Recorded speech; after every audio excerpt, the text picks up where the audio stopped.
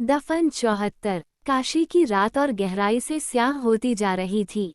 गंगा के घाट अब सूने हो चले थे, परंतु अनदेखे कंपन अब भी हवा में थे। विशंभर महादेव पंडित के घर से दूर, एक संकरी गलियों से होती हुई परित्यक्त धरोहर एक प्राचीन यज्ञशाला के खंडहर जहां शरण अब छिपकर पहुंचा था। वही स्थान जहां सदियों पहले महाशिवरात्रि पर नगर के ऋषिगण एक विशेष अनुष्ठान करते थे जो अब वर्जित क्षेत्र माना जाता था। परंतु अनिकेत, जो अभी भी आत्मिक चेतना में अतीत में था, वह सब देख रहा था।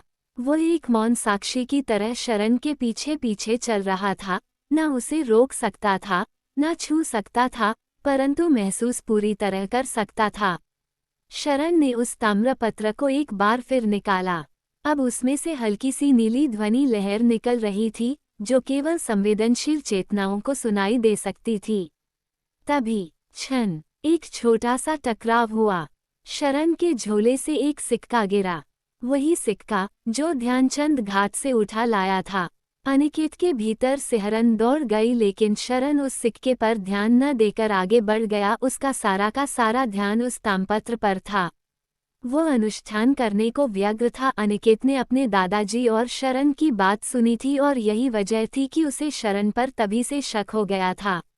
अपने दादाजी को शरण पर विश्वास करते देख उसकी चिंता और बढ़ गई। जब वे अपने घर लौट गए तभी अनिकेत शरण के पीछे पीछे चल दिया और अब वह वहां था जहां अनुष्ठान हो रहा था।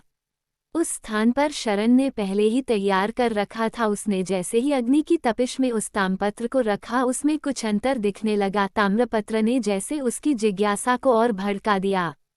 उसने ताम्रपत्र के पीछे की रेखाओं को देखा। अब वहां एक और वाक्य उभर आया था जो पहले नहीं था। धातु और मंत्र मिल जाएं तो द्वार स्वतः बोलेगा। शरण की आंखों में अब उन्माद था।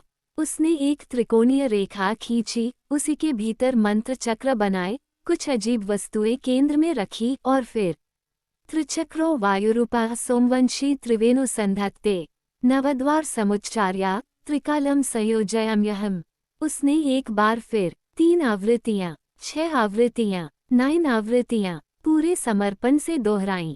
तभी अचानक पूरे चक्र के मध्य से एक धात्विक कंपन उठा। तामपत्र अपने आप हवा में उठा और उसकी रेखाएं आपस में जुड़ने लगी। नीले रंग की 3 रेखाएं हवा में बनती चली गईं। पहली रेखा जल से उठी, दूसरी वायु से बनी, तीसरी ध्वनि से स्पंदित। और तभी अनिकेत कांप उठा। काशी की वर्जित यज्ञशाला अब एक कंपनशील तंत्र में बदल चुकी थी। जिस स्थान पर कभी सप्तऋषियों ने मौन रहकर वैदिक प्रयोग किए थे, वहां अब 3 शक्तियां ध्वनि, वायु और जल स्वयं अनियंत्रित होकर सक्रिय हो रही थीं। अनिकेत आत्मिक चेतना में यज्ञशाला की परिधि में जैसे जड़ हो गया था। वह चाहता था कि किसी तरह ये सब रुक जाए। वह चिल्लाना चाहता था, पर उसका कोई स्वर नहीं था। उसे बस एक कंपन अपनी चेतना में महसूस हो रहा था। शरण अब उस त्रिकोण के मध्य बैठ चुका था। उसकी मुद्रा एकदम स्थिर थी, उसकी आंखें बंद थीं, पर मस्तिष्क में अब केवल एक ही आदेश प्रतिध्वनित हो रहा था, द्वार को खोलो। अब शरण ने उस मंत्र का अंतिम पद जपना शुरू किया। यह मंत्र न वैदिक था, न तांत्रिक। ये कहीं और से आया ज्ञान था, जो 369 के कंपन से जागृत हुआ था। शरण ने तीनों आवृत्तियां इस क्रम से उच्चारित की। 3 आवृत्ति नासद्य सूक्तस्य मूलम स्पर्शयाम्यहम्। षट आवृत्ति प्राण वृत्तिं क्षितिजात संधत्ते। 9 आवृत्ति विनाशाय चेतन स्वरूप स्तब्धम करोमि। हर आवृत्ति के साथ हवा उल्टी दिशा में बहने लगी। दीपक की लौ नीचे नहीं, ऊपर खींचने लगी। यज्ञशाला के पत्थर कंपन करने लगे, जैसे किसी और आयाम से संदेश मिल रहा हो। तभी ताम्रपत्र के मध्य एक सुनहरी रेखा बनी। उस रेखा के भीतर कुछ पल को शून्य दिखाई दिया, फिर वो शून्य बदलने लगा। वहां एक ग्रह की छाया दिखी, भूरे और नीले रंगों में लिपटा हुआ। वहां एक आकृति तैर रही थी, परंतु चेहरा नहीं। शरण के मुंह से एक तीव्र श्वास निकली। वो वहां है।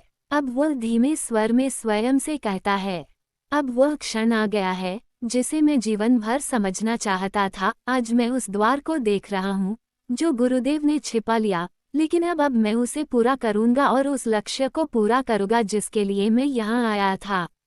वो एक चेतन ऊर्जा स्तर था, एक ब्रह्मांडीय पोर्ट जो एक अन्य ग्रहीय आयाम से जुड़ चुका था। अनिकेत अब कांप उठा, उसे स्पष्ट सुनाई दे रहा था, जैसे किसी और ग्रह से कोई चेतना कह रही हो, शरण द्वार खुला है, अब तुझे लौटने की अनुमति नहीं।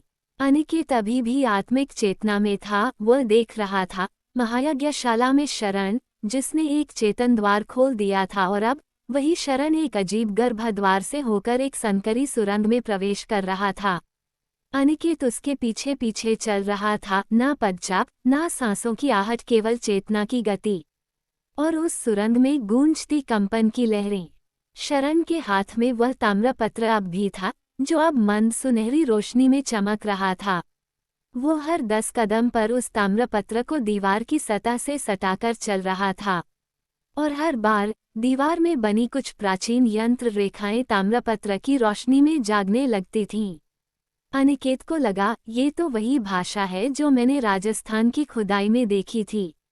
तभी वह रुका। उसने उस दीवार पर उकेरे मकरमुखी प्रवेश द्वार को देखा। उसका चिन्ह हूबहू वही था जो काशी की लाइब्रेरी के नीचे और राजस्थान की गुफा के प्रवेश द्वार पर बना था। अनिकेत के मन में एक अकल्पनीय विचार कौंधा, क्या ये वही सुरंग है जो वर्तमान में काशी की पुरानी लाइब्रेरी से निकलती है और राजस्थान की पुरातात्विक गुफा तक जाती है? वह आगे बढ़ा। सुरंग अब और गहरी होती जा रही थी। अब वहां की हवा में रेत की गंध घुलने लगी थी। गंगा का नमी वाला स्पर्श अब सूखी धूप की गर्मी में बदल रहा था। अनिकेत चौंका, ये काशी नहीं है अब, ये तो राजस्थान है। उसके भीतर अब एक अवधारणा आकार लेने लगी थी कि यह सुरंग केवल भूगर्भीय मार्ग नहीं बल्कि एक काल संक्रमणिक द्वार है, जो विशेष कंपन और ताम्र संकेतों के प्रभाव से स्थान और समय दोनों को जोड़ता है। ये वह सुरंग थी जिसे शरण अनजाने में या शायद किसी पुकार के तहत पार कर गया था, और अब वह राजस्थान के उस गुप्त स्थल तक पहुंचने वाला था जहां 369 के द्वार का दूसरा सिरा खुला था। अनिकेत वहीं रुका रहा। अब वह समझ रहा था कि ये द्वार न केवल 2 स्थानों को जोड़ता है, बल्कि 2 युगों, 2 चेतन संस्कृतियों और शायद एक दूसरे ग्रह या कंपन से जुड़े द्वार का प्रवेश है। वह कांप गया। अनिकेत सब होता हुआ मूक देख रहा था और चाहकर भी कुछ रोक पाने में असमर्थ था। उसे अब धीरे धीरे सब समझ आ रहा था कि शरण ने ब्रह्मांड का द्वार खोला और वो अजीब जीव जो कोई परिकल्पना नहीं था वहीं से आया है और हो न हो। ये वही लोग हैं जो तंत्र विद्या के महाज्ञानी है। शरण का अब उन्हीं से संपर्क हो चुका था, पर अनिकेत को एक ही बात उलझा रही थी। शरण ने कहा कि वह अपना लक्ष्य पूरा करेगा, तो क्या उसने ये सब जिज्ञासा से किया या उसका शिष्य बनकर रहना कोई उद्देश्य पूरा करने के कारण था? जो भी हो, द्वार खुला तो इसी काल में था और अनिकेत के काल तक वे लोग उसकी धरती पर आ रहे हैं, तो क्या फेनी भी उसी काल से है? बहुत से सवाल थे जिनका जवाब अनिकेत को चाहिए था और हर कीमत पर वो उनका जवाब खोज लेना चाहता था। कहानी आगे जारी रहेगी। कहानी पसंद आने पर लाइक करे, सब्सक्राइब करे और अपने मित्रों से साझा करना न भूले। धन्यवाद।